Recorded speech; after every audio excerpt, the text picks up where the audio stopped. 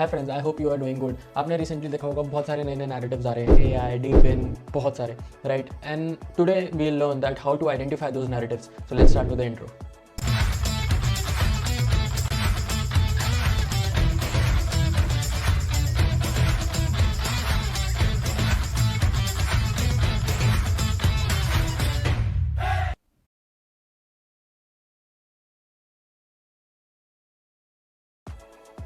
Right. So first of all, disclaimer that I'm not a financial advisor and this video is only for entertainment educational purposes, and crypto is very risky asset, so do your research before investing. So I'm going to show you my favorite tool which I use daily, which is Crypto Bubbles. So this is the tool I use, and recently बहुत सारे लोग banter bubbles use करने लगे, but I don't like it's they don't give you bubble sizes according to volume, so that's why I use Crypto Bubbles. So Crypto Bubbles में I can actually have edit the bubble content. So I use 24-hour volumes for bubble content and bubble size, and it is bubble color is according to performance, and performance is like 15 minutes according to that. Usually I spend my most of the time here. So the data used by Crypto Bubbles are from CoinMarketCap. They use CoinMarketCap API, which is, and these volumes are DEX volume plus SEX volume. So you not only get centralized exchange volumes here in 24 hours, but also DEX volume. That's why I also don't use CoinGecko, because उनके पास सिर्फ SEX volumes होता है, DEX volume उनके 24 metric में नहीं होता है. And if you are using them closely, so you can observe that 24-hour volumes CoinMarketCap और CoinGecko पे अलग-अलग होता है. And this is the reason. Right. So what I do is I usually go here. So I usually work with 100 to top 700 tokens. So that's what I work with. I don't go for top 100 tokens because they have a very huge market cap. So I'm little risk averse. You can also do with top 100 token if you like, but now I have a good process and a good system where I can filter tokens. So I work with top 100 to top 1000. I mean with this all range, not with the top 100, right? So what I do is I daily just come here and just sort it out. So that's how जितने भी top जिनकी भी highest 24-hour volumes है वो सारे tokens ऊपर आ जाते हैं, and then just compare according to their market cap. You can see that Jasmine token है, तो इसका market cap to volume ratio is very high. Right, I usually look for 5:1 ratio, and if it is happening consistently, so I can observe, right, that there is some little interest going into that token, some money flowing, or maybe whales taking position and stuff like that. And from here, I further analyze that token on CoinMarketCap. CoinMarketCap, for example, I have a token like Pixel, right? Pixel just launched on Binance, and so here I further research about what category it is. I like Pixel is in gaming category, right? And I go to the website, check out their socials, and I do a sort of quick fundamental research. Then I also want to show you this website. This is BitsCrunch. So it is very important for me. So what I look for is how many VCs are backing that project, because in crypto there are no proper disclosure regulation, right? So it can be anything, it can be a shitcoin. So what VCs helps in that they already have a very good process, methodology. They meet with founders and analyze, do their due diligence for the project. So they don't throw money on any project, right? They do their fundamental research before investing or backing one project, right? So that what also helps me to build connection. Alex, he's I guess founder of Nansen, Alex 7x. So yeah, so that's really good if he's backing Pixel. Again, this is not a financial advice. We are just taking it for educational purposes. So there is one more important thing. What info can you use to build your conviction, right? So VC backers we have discussed.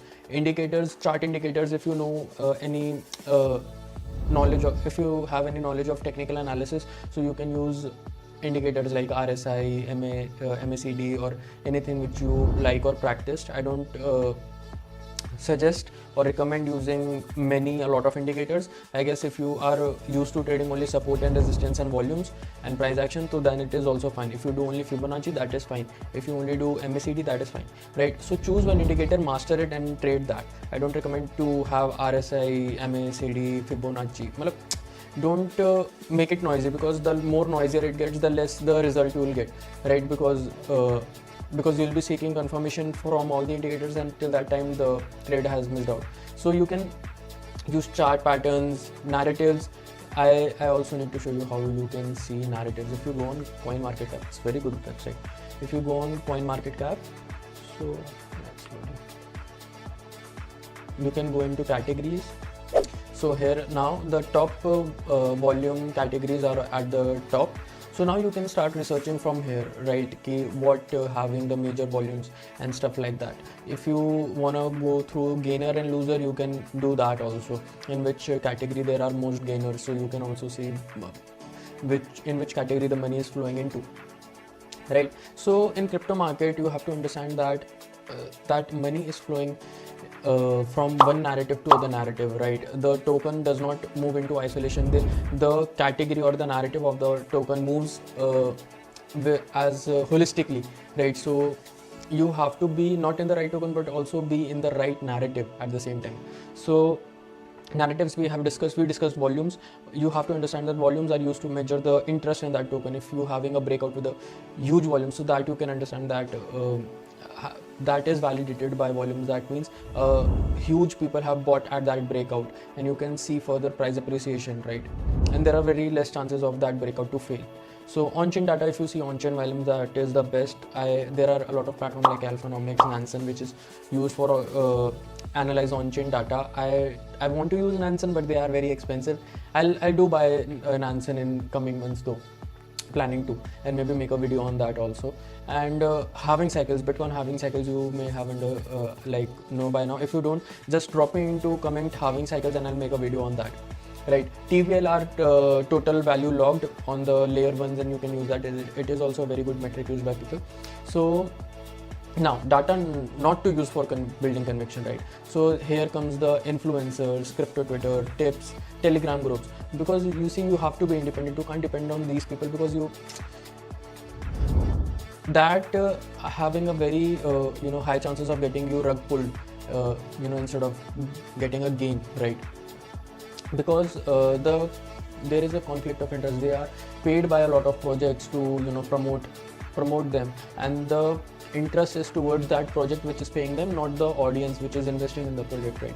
So you have to understand that, and regarding and accordingly you have to make your thesis, right? So these metrics are good to have ideas like tickers and scripts, but you have to have a strict system where you can filter down those ideas. Like I told you about VCs, volumes, market cap, and total value log. These are the few metrics you can use to further filter down those tokens from these sources, and maybe you go use it for your investing. So at last I have written a very good thread on volumes. You can check out on Twitter. You can find the link in the description below. Plus I want to talk about Safepal. Safepal is a very good wallet which I personally use and I recommend.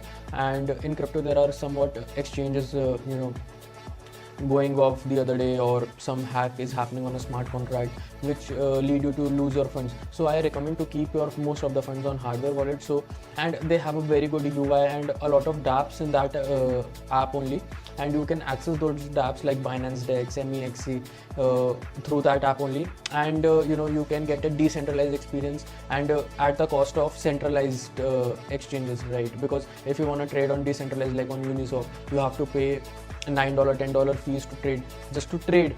Either it's a $2,000 position or a $20 position, which is very expensive. But by using Safepal, by connecting it through a centralized DEX, you can have a experience of by keeping your fund also decentralized, you can have an experience and that fees of a centralized exchange, which is very good, right? So I guess that's it for this video.